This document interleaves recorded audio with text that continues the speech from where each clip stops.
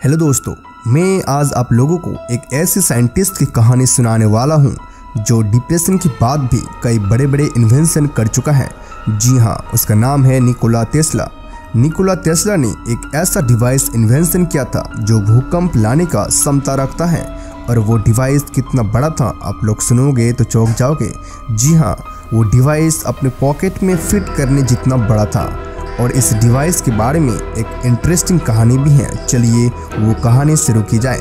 एक दिन जब टेस्ला न्यूयॉर्क के सबसे फेमस ब्रुकलिन ब्रिज पर टहलने गए थे, तब उनके उस पॉकेट डिवाइस से पैदा हुए भूकंप ने उस ब्रिज को गिरा दिया था।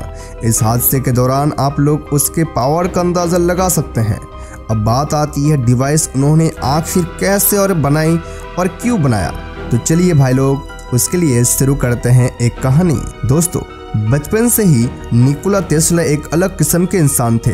उन्हें अलग अलग एक्सपेरिमेंट करने में बहुत मजा आता था और इसीलिए उन्होंने बचपन में ही साइंस की बड़े बड़े किताब और लौ गणित पढ़कर ख़त्म कर दिया था। लेकिन उसके टाइम के दौरान बच्चे खेला कूदा करते थे और उनकी पढ़ाई के लिए बढ़ती प्यार उनके माता पिता को मंजूर नहीं था। और वो टेस्ला को अपने ही तरह एक प्रीस्ट बनाना चाहते थे।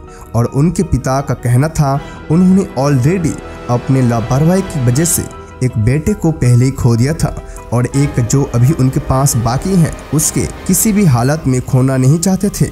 और इसीलिए स्कूल की पढ़ाई खत्म होते ही उन्होंने निकोला को अपने घर बुला लिया। और निकोला घर आते ही उसको कलेरा की बीमारी शुरू हो जाती है। और वो बीमारी इतना भयंकर होती है कि निकोला बचने की आस नहीं होती है और उनके सर पर मौत मंडराते लगते हैं। पर मौत को सामने देखने के बाद भी उनके पास एक ही जिद था, उन्हें किसी भी हालत में इंजीनियरिंग करना था। और ऐसे में निकोला के पिता आगे बस दो ही रास्ते थे। एक थे अपने बेटे की मौत और दूसरा था निकोला को इंजीनियरिंग करने की इजाजत देना। टेस्ला की बिगड़ती हालत को देखते हुए उनके पिताजी ने दूसरे रास्ते को अपनाया और इंजीनियरिंग के लिए इजाजत दिया। और इजाजत देने के कुछ दिन बाद टेस्ला पूरी तरह से ठीक हो गया और उन्होंने इलेक्ट्रिकल इंजीनियरिंग के लिए ऑस्ट्रिया की पॉलिटेक्निक इंस्टीट्यूट में अपना एडमिशन कर लिया। और खत्म होते ही टेस्ला अपनी एसी करंट के इन्वेंशन को लेकर थॉमस एडिसन के पास चला गया। पर एडिसन ने उनका एसी करंट के कॉन्सेप्ट को पूरी तरह से खारिज कर दिया और अपने डीसी करंट में काम करने के लिए कहा और कहा है कि ये कॉन्सेप्ट ही मार्केट में चलेगा। टेस्ला इसमें राजी नहीं था। उसे डीसी करंट में बहुत सारे भूल दिखाई दे रहे थे और इसीलिए वो इसमें काम नहीं करना चाहते थे। और उसके बाद टेस्ला ने एडिसन का कंपनी छोड़ दिया और खुद की टेस्ला इलेक्ट्रिकल नाम से कंपनी ओपन किया। और इस कंपनी ने दुनिया के सामने सबसे पहले ऐसे करंट का प्रदर्शित किया। और यहाँ से निकोला टेस्ला की जिंदगी एक अलग ही मोड़ ले ली। उनके सक्सेस के बाद उनकी जिंदगी में इन्वेंशन का सिलसिला चलता ही रहा। अब उनके इन्वेंशन के बल पर सक्सेस तो बहुत मिली, लेकिन उनको अपनी इकलौती भाई की यादें काफी सताते रहते थे, जिससे डायरेक्ट असर उनके बिहेवियर पर दिखाई दे रहा था। उन्होंने लोगों से बात करना तक बंद कर दिया था। और ट्रीटमेंट सेंटर की रिसर्च के मुताबिक 40% लोग ऐसी हालात में ग्रीफ कॉस्ट करके गुजरते हैं। और ये वक्त के साथ साथ काम होता जाता है। और ऐसे ही कुछ हुआ निकोला टेस्ला के साथ। ग्रीफ से निकलने के बाद मानो उनके लाइफ में एक नया मोड़ ही आ गया। उन्होंने उस समय में सबसे महत्वपूर्ण ऐसी करंट को इन्वेंट किया। इस नए मोड़ में उनके ड्रेसिंग सेंस इतने अच्छे हो गए, उस वक्त की सारी लड़कियां उन पर मरने लगे। उन्होंने ही डेथ रे और अर्थक्वेक जैसे मशीन को जन्म दिया। निकोला टेस्ला एक दिन जब अपने बचपन की यादों में खोए थे, तब अचानक उनके दिमाग में एक आइडिया आया। उन्होंने सोचा कि एक ऐसी टेक्नोलॉजी इन्वेंट किया जाए जो हमारे दिमाग में जो भी चीज आ रही है उसे ऑन स्क्रीन उतार सके। इनफैक्ट टेस्ला फोटोग्राफिक मेमोरी के लिए काफी फेमस था और साथ ही उनका इमेजिनेशन स्किल इतनी पावरफुल था, वो अपना किसी भी इन्वेंशन का 3D डायग्राम सबसे पहले अपने दिमाग में ही बना लेते थे और बाद में उसे पेपर पर उतार देते थे। उन इन्वेंशन को विजुअली करा के उन्होंने अपना थॉट कैमरा को दुनिया के सामने पेश किया। उनके आइडिया काफी सिंपल था। इसमें होगा ये कि दिमाग में हम जो कुछ भी सोचेंगे उसका एक इमेज हमारी रेटिना पर क्रिएट होगी और फिर उसे रीड करने के लिए स्क्रीन पर प्रोजेक्ट किया जाएगा। सिंपल ही कहा जाए तो हमारी आंख ही एक प्रोजेक्टर की तरह काम करेगा। पर ऐसा हुआ तो हमारे दिमाग एक खुली किताब बन जाएगी। उस टाइम उनका आइडिया काफी सिंपल था और यूनिक था, लेकिन उनको पता ही नहीं था कि असल में रेटिना में इमेज क्रिएट होते ही नहीं है। और ये कंफ्यूजन के लिए उन्होंने उस वक्त उस चीज को नहीं बना पाए। अब भले ही ये डिवाइस को निकोलस नहीं बना पाए, पर उसे विश्वास था कि एक दिन कोई ना कोई इस डिवाइस को बना ही लेगा। और उनके इस टेक्निक के कई सारे साइंटिस्ट ने रिसर्च किया और आज वो रिसर्च नतीजे पर पहुंचा है। जी हाँ, साइंटिस्ट ने एक ऐसा डिवाइस बनाया है जिसमें एआई की मदद से न्यूरॉन्स की मूवमेंट को टेक्स्ट में कन्वर्ट किया जा सकता है, यानी कि थॉट्स को पिक्चर्स में किया जा रहा है। निकोला टेस्ला उस डिवाइस को तैयार नहीं कर पाई हैं, इसलिए उन्होंने इलेक्ट्रिसिटी पर रिसर्च कंटिन्यू चालू किया। उन्होंने इलेक्ट्रिसिटी पैदा तो कर लिया था, लेकिन उसे सभी घरों में पहुंचाने के लिए एक डिवाइस को खोज में लगा था, एक ऐसा डिवाइस जो काफी छोटा पर बहुत पावरफुल हो।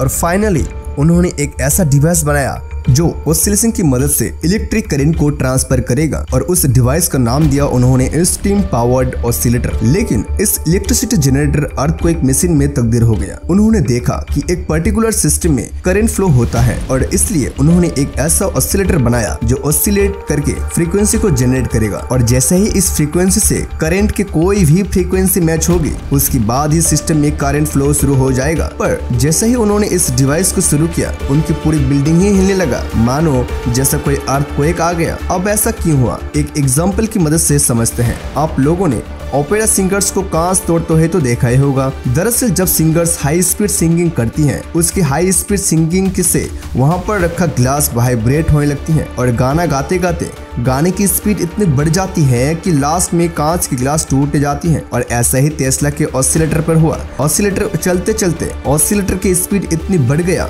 कि उसकी फ्रीक्वेंसी बिल्डिंग के नेचुरल वाइब्रेशन के साथ मैच हो गया, और इसके बाद उधर अर्थक्वेक आ गया। पर उस हादसे के बाद उन्होंने हार नहीं मानी और उस डिवाइस को लेकर वो न्यूयॉर्क के रास्ते में निकल पड़े। तभी उन्हें एक कंस्ट्रक्शन साइट दिखाई दिया, और उधर जाकर उन्होंने इस डिवाइस को टेस्ट करना शुरू कर दिया। अनफॉर्चुनेटली उधर पर भी सेम रिजल्ट मिला, और उनके इस रिजल्ट से उन्हें एक नया इन्वेंशन का इंस्पिरेशन मिले। उन्होंने सोचा कि इलेक्ट्रिसिटी पर नहीं तो दूसरे काम के इस्तेमाल करा जाएगा, और उन्होंने उस डिवाइस को दो तरीकों में बदला था। नंबर 1, उन्होंने एक ऐसा डिवाइस बनाने का सोचा जिसकी मदद से जियोलॉजिस्ट अंडरग्राउंड स्ट्रक्चर समझ सके। बेसिकली देखा जाए तो इनके वाइब्रेशन अंडरग्राउंड सेंड करके रिफ्लेक्स हुई वेव्स को स्टडी किया जा सकता है। दूसरा तरीका था कंट्री फोर्स के लिए। उन्होंने एक ऐसा डिवाइस बनाने का सोचा जो दुश्मन के किसी भी ट्रांसपोर्ट सिस्टम में लगा दिया जाए तो वे चुट्टियों में ब्लास्ट हो जाएगा। दरअसल निकोला टेस्ला एक ऐसे समय से बिलोंग करते थे जो कि उन्होंने वर्ल्ड वॉर 1 और वर्ल्ड वॉर 2 दोनों देखा है, और इन वॉर्स के चलते उन्होंने 120 मिलियन से ज्यादा लोगों को मारते हुए देखा है। उस वक्त तो उन्होंने ज्यादा कुछ नहीं कर सके, पर उन्होंने ठान लिया था कि भविष्य में कुछ ऐसा बनाएंगे कि जिसके लिए भविष्य में कभी भी वर्ल्ड वॉर 3 ना हो पाए। और इसलिए उन्होंने ऐसे दो डिवाइस का इन्वेंशन किया जिसकी मदद से कुछ ही सेकंड में वॉर को रोका जा सकता है, और वे दो डिवाइस था आर्टिफिशियल टाइडल वेव और दूसरा डेथ रे। चलिए सबसे पहले बात करते हैं आर्टिफिशियल टाइडल वेव की। ये एक ऐसा डिवाइस था जिसमें एटम बम की तरह एनर्जी था। इसका इस्तेमाल काफी सिंपल था। इस डिवाइस को सबसे पहले पानी में अलग अलग जगह सेट करो, और उसके बाद जब एक बोतल सिप आए तो उस डिवाइस को रिमोट कंट्रोल से ट्रिगर करो, और उन डिवाइस को फटने पर 30 से 40 मीटर बाद टाइडल वेव जनरेट होगी, जिसमें पूरा बोतल सिप पानी में अंदर समा जाएगा।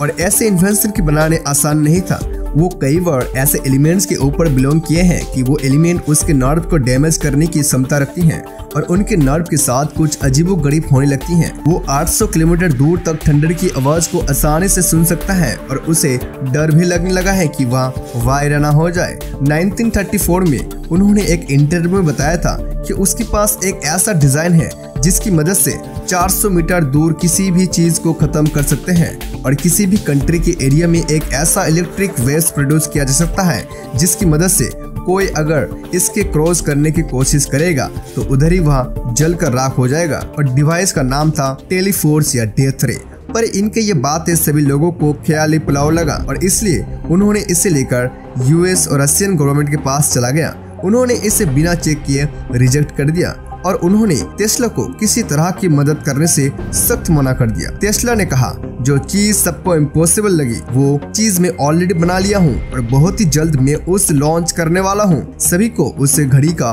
बेसब्री से इंतजार था कि टेस्ला कब अपना इन्वेंशन लॉन्च करेगा, लेकिन टेस्ला वो डिवाइस लॉन्च कर पाते उससे पहले ही न्यूयॉर्क के एक होटल में उनका मृत्यु हो गया, और निकोला टेस्ला का इन्वेंशन यानी कि डेथ रे उनके साथ ही दफन हो गया। सो फ्रेंड्स, हमारा वीडियो यहाँ ही खत्म होता है, और इस वीडियो अच्छी लगी है तो इस वीडियो को अगर लाइक, कमेंट और शेयर कर दीजिए और ऐसी इंटरेस्टिंग वीडियोस के लिए चैनल को सब्सक्राइब करना ना भूलें। So friends, bye bye.